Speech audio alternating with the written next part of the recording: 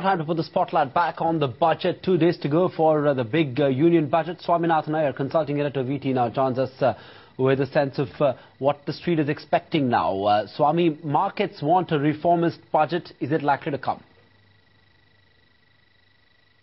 I think if the markets are expecting what they call a stellar budget, then I think they will be gravely disappointed.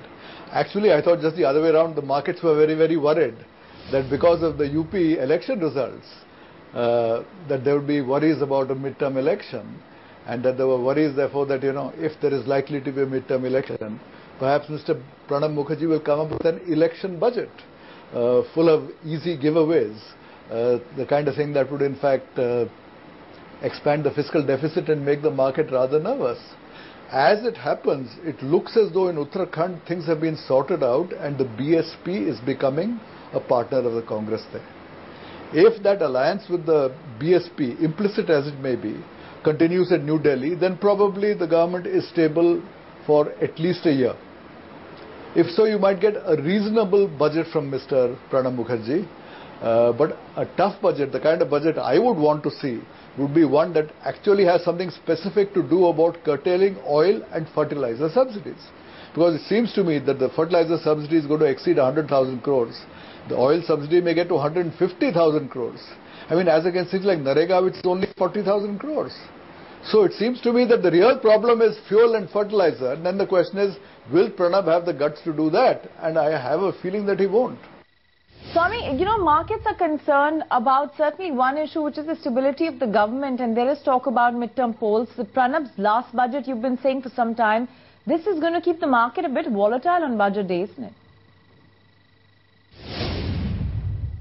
I think, as of now, I don't see a midterm election in the next 5-6 months. I don't see that happening. I think there's enough stability that at least if there's a midterm election, it will only be in the middle of, shall we say, 2013. So if it's not now, if it's going to be later in 2013, then there is one more budget yet to come. That can be his election budget. So I said, even if there's a midterm poll, he may well have one more budget in hand. I wanted to draw your attention to the kind of political action we've seen throughout the day, the drama that played out of the rail budget. Do you see the spilling of politics into the budget, given that Dinesh Trivedi's railway budget itself created such a big stir and over resignation or no resignation? Look, I refuse to believe that Dinesh Trivedi has made this budget without Mamta having a complete lowdown on what it was going to have. So it seems to be more theatricals that Dinesh Trivedi has been able to increase passenger fares, and yet Mamta will criticize that. There may even be some partial rollback of that. But at the end of it all, even before today, a few days ago, Dinesh Trivedi increased the freight rates, which may fetch anything up to 18,000 crores. Now he's increased the passenger fares. To that extent, there is a definite, a genuine attempt to improve government finances. That, I think, is a positive sign for what we may expect tomorrow. Let's not read too much into it, but at least we can say this much. This is not a completely populist railway budget. And if it's not a completely populist railway budget, there is no reason that the general budget is going to be populist either.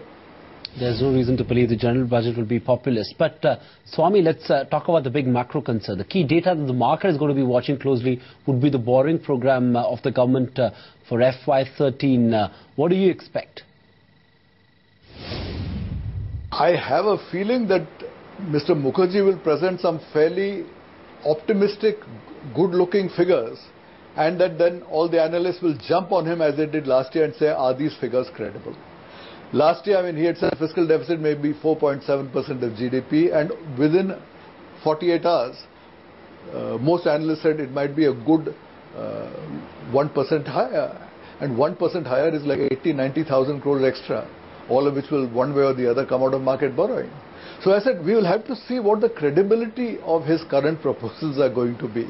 Now, it's entirely possible that Mr. Pranab Mukherjee produces some fairly favorable figures and a fairly favorable fiscal deficit, and then sits back and smiles and saying, if there is to be some control of fertilizer and oil prices, that need not be in the budget.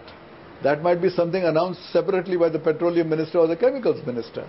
So let us see what happens. I suspect you will get figures that are quite reasonable looking, and it will be accompanied by a lot of skepticism as to whether we can really trust these figures.